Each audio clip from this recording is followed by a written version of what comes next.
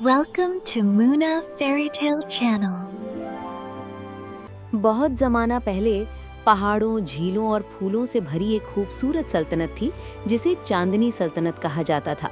ये सल्तनत इसलिए मशहूर थी कि यहाँ रात के वक्त चांद की रोशनी आम रियासतों से कहीं ज़्यादा रोशन होती थी, जैसे खुद चांद इस ज़मीन से मोहब्बत करता हो। इस रियासत की शहजादी का नाम एलिना था। वो ना सिर्फ हसीन थी, बल्कि उसका दिल भी बहुत नर्म और नेक था। उसे महल की शानो शौकत से ज्यादा किताबें पढ़ना, बाग में वक्त गुजारना और गरीबों की मदद करना पसंद था।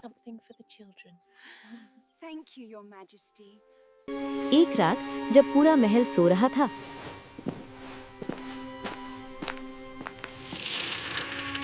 चांदनी में एक नन्ही सी परी नमूदार हुई। परी ने शहजादी से कहा, ए शहजादी, तुम्हारी सच्चाई और नेकी ही असल जादू है। परी ने उसे चांदी की एक जादुई अंगूठी दी और कहा, जब कभी नेकी खतरे में हो, ये अंगूठी खुद ब खुद चमक उठेगी। एक शाम शहजादा आर्यान चांदनी सल्तनत के करीब पहुंचा। रास्ता भटकते हुए वो शाही बाग के बैरूनी हिस्से तक आ गया, जहां आवाम को आने की इजाजत थी। इसी वक्त शहजादी एलिना बाग में मौजूद एक बीमार हिरन की मदद कर रही थी। शहजादा ये मंजर देखकर रुक गया। उसने दिल में सोचा, ऐसी नरमी और हमदर्दी में जरूर कोई खास बात है। वो आगे बढ़ा और आहिस्ता से बोला, क्या मैं मदद कर सकता हूँ? शहजादी ने इजाजत दी। दोनों ने मिलकर हिरन के जख्म पर मरहम रखा।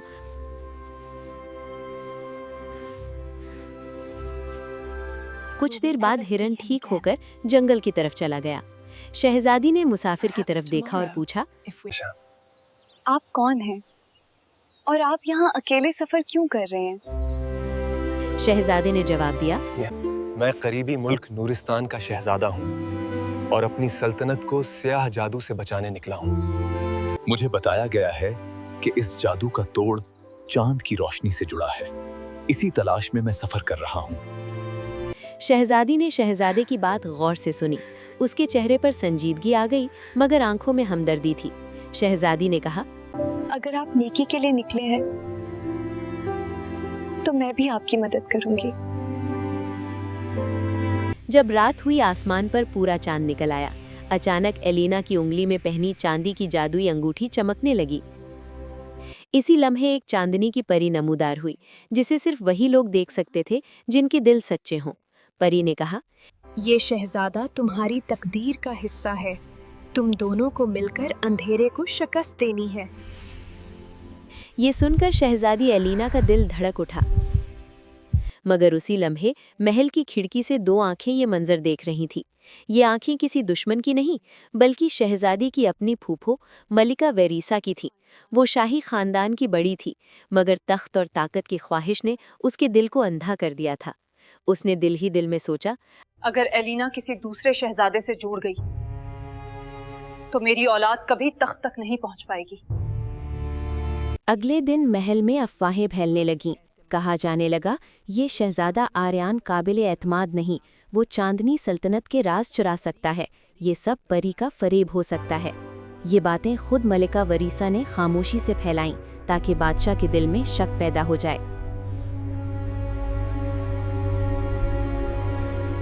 बादशाह नर्म दिल था। वो उलझन में पड़ गया। इसने शहजादी को बुलाकर कहा, एलिना, मैं तुम्हें खतरे में नहीं डाल सकता। जब तक मुझे पूरा यकीन ना हो, तुम इस शहजादे के साथ नहीं जा सकती। ये सुनकर शहजादी का दिल टूट सा गया, मगर उसने बाप की इज्जत में खामोशी इख्तियार की।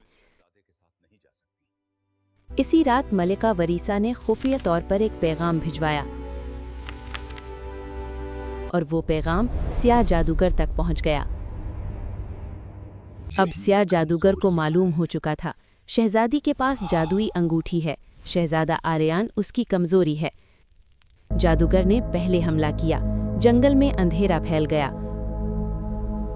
और वो मखलूकात जो पहले कमजोर थीं, अब कहीं ज्यादा ताकतवर हो गईं। ये सब खानदानी हसद के एक फैसले की वजह से हुआ था। जब हालात बिगड़ गए, महल के अंदर शहजादी एलिना अपनी खिड़की के पास खड़ी थी। बाहर फैलता अंधेरा और अंदर खामोशी उसके दिल पर बोझ बन रहे थे। अचानक उसकी अंगूठी तेजी से चमक उठी। परी की आवाज गूंजी, अब वक्त आ गया है शहजादी। नेकी को खामोश रहने की इजाजत नहीं होती। एलिना ने आंखें बंद की और पहली बार अपने दिल के बजाय अपनी तकदीर की आवाज सुनी। तुम कहाँ जा रही हो? उसी लम्हे मलिका वरीसा दरवाजे में नमूदार हुई। चांदनी की परी दोबारा नमूदार हुई। उसने बादशाह और महल वालों से अंधेरे कहा, की जड़ बाहर नहीं, तुम्हारे अपने दिलों के हसद में है। मलिका वेरिसा का राज खुल गया। वो शर्मिंदा होकर रो पड़ी। मैंने हसद में आकर अपनी ही सल्तनत को खतरे में डाल दिया। एलिना, अब मैं तुम्हें नहीं रोकूंगा। जो रास्ता सच्चाई का हो, उसकी आवाज वही में दुरुस्त खौफ है। छुपा था। एलिना ने पलट कर देखा और नर्म मगर मजबूत लहजे में कहा, फूफो, आपने तख्त के लिए अंधेरे को दावत दी, मगर ये सल्तनत मोहब्बत से बनी है, खौफ से नहीं। जब चांदनी सल्तनत पर अंधेरा फैलने लगा और दरिया साकिन हो गए, आर्यान ने अपने खेमे के बाहर खड़े होकर चांद को मध्यम होता देखा। इसी लम्हे उसके सीने के करीब लटका हुआ चांदी का तावीज, जो उसे नूरिस्तान के बुजुर्ग ने दिया था, हल्की सी रोशनी देने लगा। आर्यान चौंक गया। वो बड़बड़ाया, ये तावीज सिर्फ तब चमकता है जब चांद की असल वारिस खतरे में हो। अचानक जमीन पर चांदनी की बारीक लकीर बनने लगी, जैसे चांद खुद रास्ता दिखा रहा हो। हवा का रुख बदला। दरख्तों ने सरसराहट में सरगोशी की। महल, बाग, चांद की शहजादी। आर्यान ने तलवार संभाली और उसी रोशनी के रास्ते पर चल पड़ा। आर्यान चांदनी की लकीर पर चलता रहा। ज्यों-ज्यों वो महल के करीब पहुंचता गया, फिजा भारी होती गई और आसमान पर घने स्याह बादल छा गए। चांद कहीं दिखाई नहीं दे रहा था, मगर जमीन पर बिखरी हुई मध्यम चांदनी जैसे दम तोड़ रही हो। अचानक उसके सामने स्याह धुंध से बनी मखलूकात उभरी।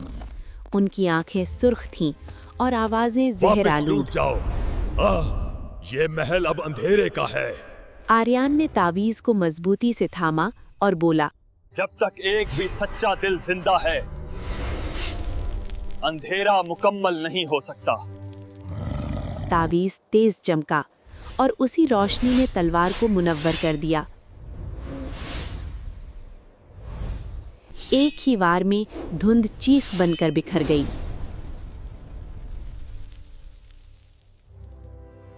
जब एलिना की अंगूठी और आर्यान का तावीज एक साथ चमके,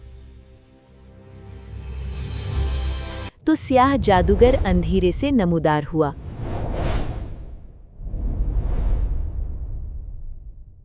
उसने अंधेरे का हमला किया, मगर एलिना और आर्यान एक दूसरे के साथ खड़े रहे। आर्यान ने तलवार बुलंद की और एलिना ने अंगूठी की रोशनी उसमें समो दी। दोनों की ताकत एक हो गई। रोशनी का एक जोरदार झटका उठा और अंधेरा चीख कर बिखर गया। स्याह जादू हमेशा के लिए खत्म हो गया। चांद पूरी आबोताब से चमका और चांदनी सल्तनत फिर रोशन हो गई।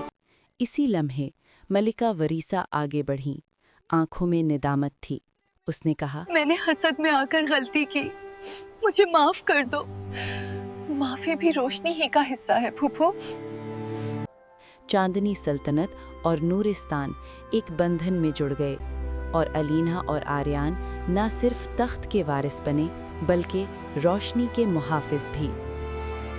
सब्सक्राइब करें मूना फेयरटेल को और घंटी का बटन दबाएं।